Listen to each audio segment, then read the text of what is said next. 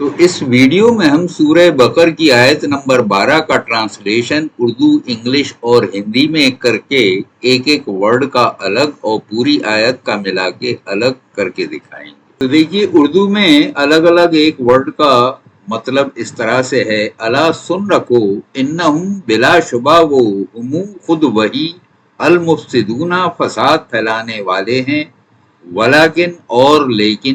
لا نہیں، یشعرونا وہ احساس رکھتے ہیں۔ تو اردو میں پوری آیت کا ملا کے مطلب اس طرح سے ہے، سن رکھو بلا شبہ وہ خود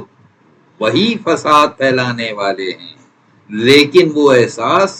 نہیں رکھتے ہیں۔ تو انگلش میں ایک ایک ورڈ کا میننگ اس طرح سے ہوگا، الا beware انہم indeed they ہم themselves المفسدون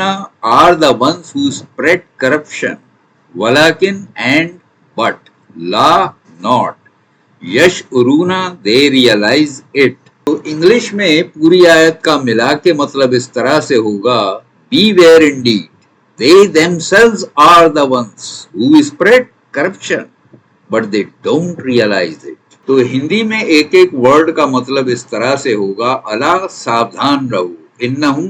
نیسندے وہ ہم خود وہی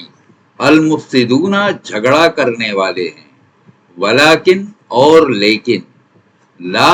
نہیں، یشعرونا وہ انبھوتی رکھتے یا سمجھتے ہیں۔ تو ہندی میں پوری آیت کا ملا کے مطلب اس طرح سے ہے، ساودھان رہو نیسندے وہ خود وہی ہیں جو جھگڑا کرنے والے ہیں